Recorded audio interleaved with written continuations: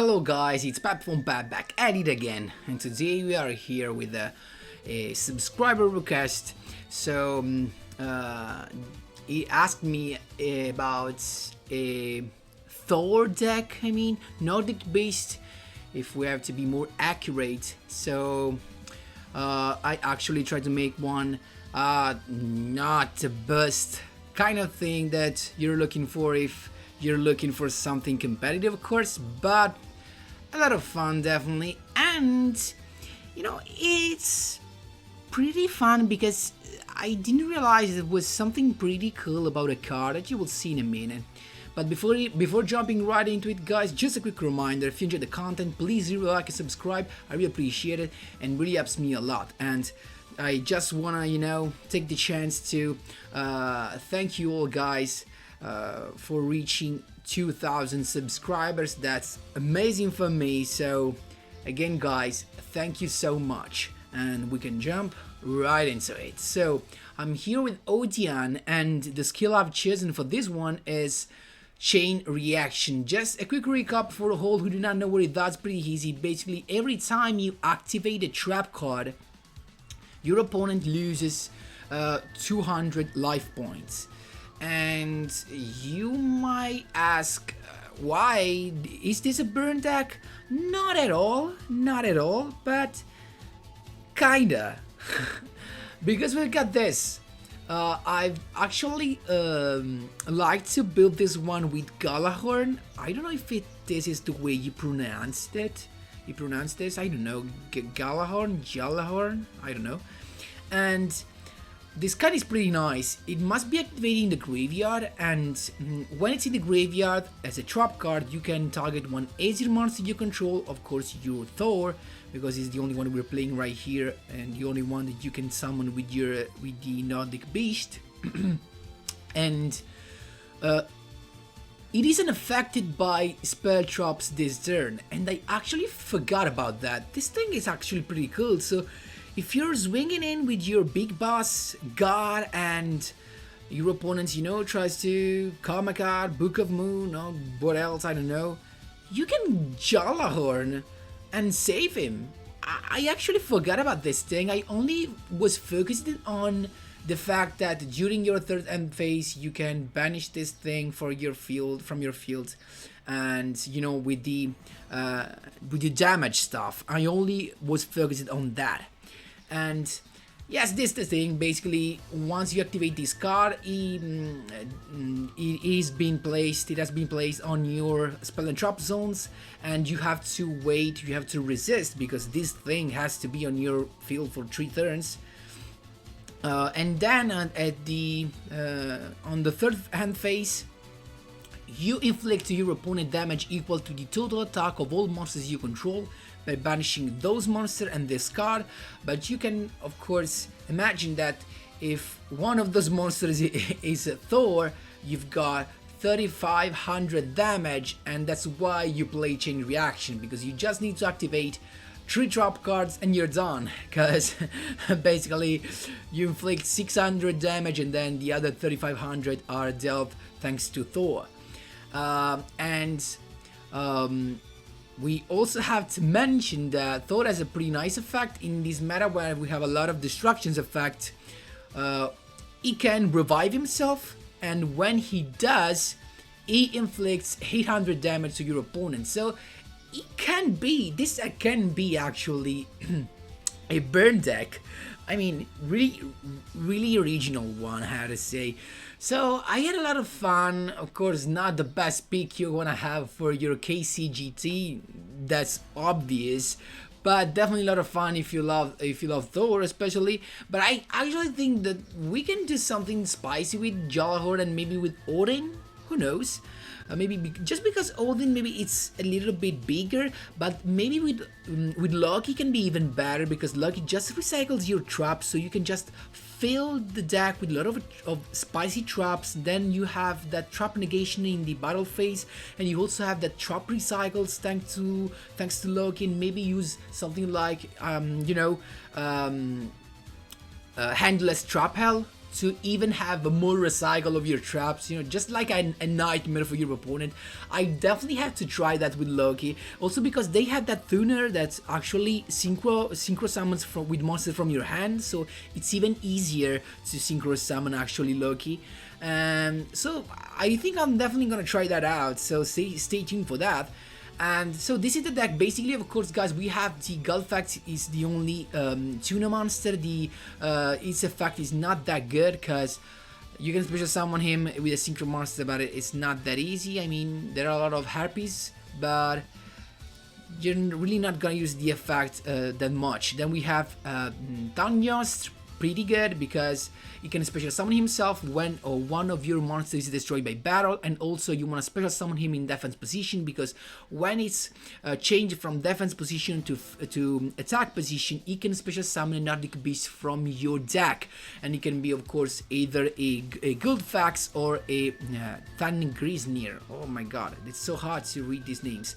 And then this one, of course, the white one, let me say like that. If it's destroyed by battle, you can special summon 2 Nordic Beast tokens. They're level 3, so they perfect combine with Guldfax for your level 10 synchro summon.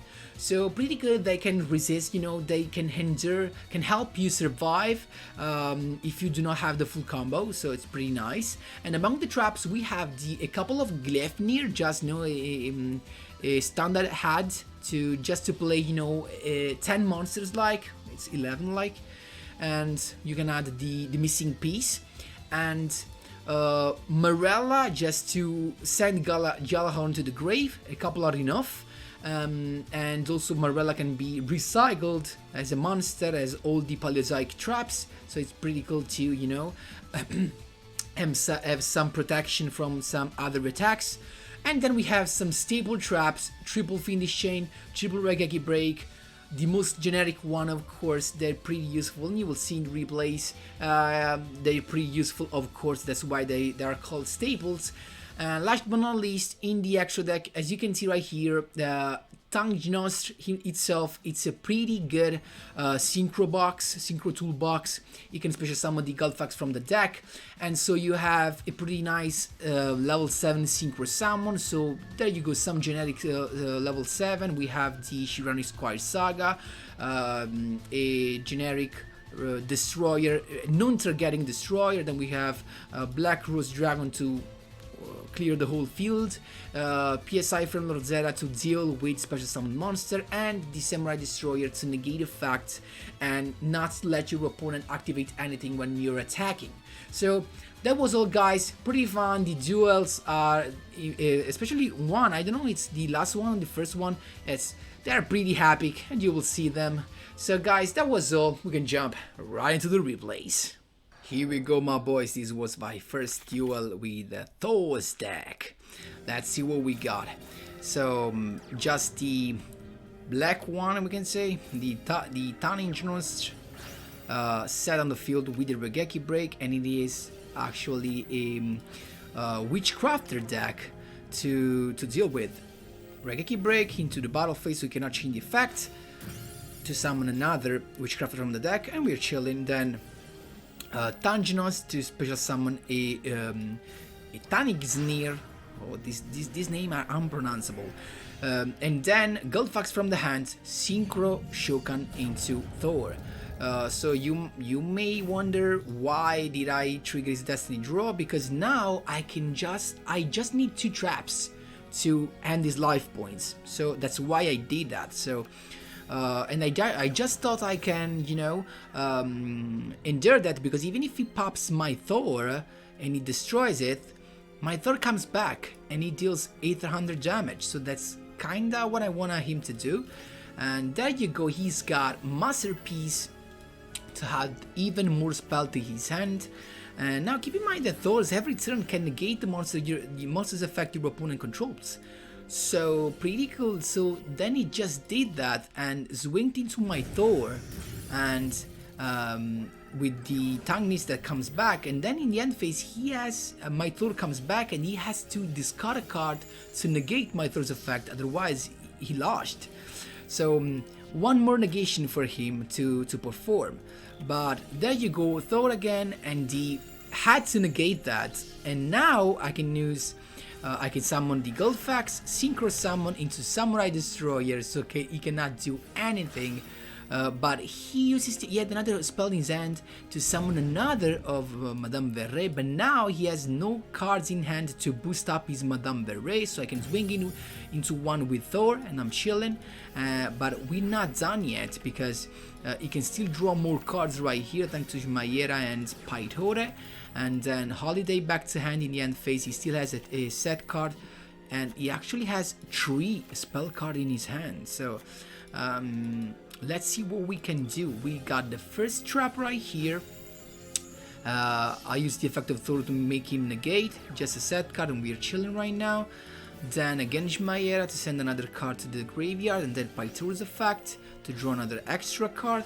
Witchcrafter Holiday to summon another Verre, and then in the end phase Marella, the first 200 to make Jalahorn go to the grave. Now we have a protection from the spell trap card for our Thor, and he has 4 spell cards in his hand, so pretty tough to deal with. Then we was unlucky because here I was playing 2 Jalahorn, then I realized that 2 were just too much.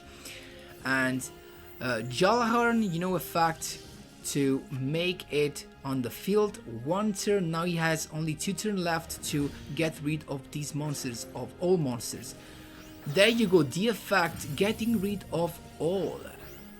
But actually not of the Samurai Destroyer, because he just comes back. He was the perfect pick. And in the end phase, Thor comes back. He has no Verre to negate the effect, and Thor for the win. Thor's effect, there you go. Thor, Lord of the AESIR. Second duel against Yugioh. Let's see what we got. Double Galafax, not the best starting hand with the Jalahorn in hand. Really not the best one. So Charge of the Light Brigade, so this is a Lightsworn deck with a lot of stuff in it, I guess. And there you go, Jet Synchron summoning, being summoned back from the grave by discarding a card. Then World Block Dragon with Jet Synchron into Vermilion that I just stopped as soon as I could with my Regeki break, so he gets to recycle his Jet Synchron, of course by discarding the Jalahorn, and of course making him lose 200 life points. Raiden in the end phase to mill more cards. He was already at 5 cards right here. Then I got the non-tuner monster that I need into a PSI Flamer Zera, so I can just swing in. I'm chilling because now I can just, you know, banish any special summon attack monster. So Raiden to mill again, and then Revival Golem being special summoned by its own effect. And then Xyz summon into Malevolent Sin. He uses the effect, I chain my effect, so there you go. Then another summon with Block Dragon, and then Giant Rex being banished and being special summoned. He swinged in, but he forgot that Giant Rex cannot attack directly, so I was chilling. My PSI comes back, and so does the Malevolent Sin without the materials attached. Then Rock Bombardment, it's not that good. I swing in, and now he only has a card left. Let's see what he's got. Another Synchro Summon into Armada's Keeper of the Boundaries. That's the one I need to stop, because when my Guildfox is destroyed by battle, I can special summon my Tangnost and be safe. So, and it just kicks in, and without my Tangnost, guys, I will have lost. Keep in mind that. So as soon as the battle phase starts, Toggle on. You wanted to banish the Armadas, then he swings in, he thinks he has won, but my Tangnost says no thank you. He has to swing in, and then he surrendered because he has no cards left in his deck, and he would have lost anyway the following turn. There you go. Last but not least, again against Aster Phoenix. Only traps in our starting hand, but we've got the Glefnir, so this means we can add a monster. Just a set card, a set monster for him. Regeki Break in the end phase to get rid of the set card. Noble Knight deck, actually. I waited because I just wanted to see if I could draw another monster other than the one added to my hand thanks to Glefnir. But I was unlucky, another Fiendish Chain right here, so I decided to add the Tanginist. Oh my god, Tanginost, that can just special summon another one from the deck. I have a couple of defense, so I should be fine. Quick play spell, Glory of the Noble Knight, to add the Feditor that can pop only the set card, so if you activate the trap card in response and he stays face up, he gets not destroyed. That's what I did, so no effect for his boards, and then Artorigus to recycle the spell cards, but I said no thank you with another Fiendish Chain. There you go, and my Tanginas should be safe for the rest of the turn. Noble Armors of Destiny, but we're chilling, you cannot attack anyway. So now I can special summon a monster from the deck, being my Guildfax. I have another non-tuner monster, Synchro Shogun. Thor is common. There you go, Thor swinging in to deal only the damage because I know he has the Noble Armors of Destiny, and then I used my Jalahorn. The first turn is over, and now he only has 2 turns to deal with my trap card, otherwise he has lost.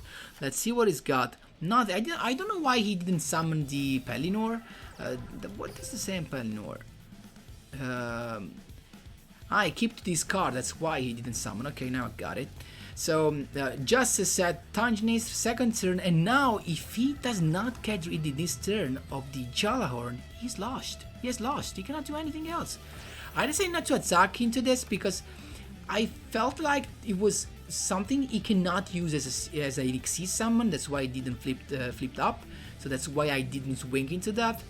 And because now I just need a turn to pass. So Artorius' effect is of course negated. Then he's winged into my Tangnasrir, and then he ends the turn and it's over.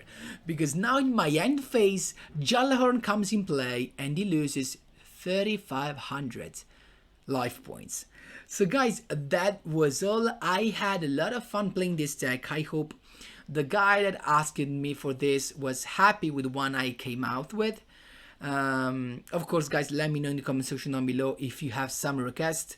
If I have the cards, guys, I'm always happy to try to build something, you know, cool and that you can play, of course. And if I came out with something spicy, you see that on the channel. So, guys, again, thanks a lot for watching, and as always, see you in the next one.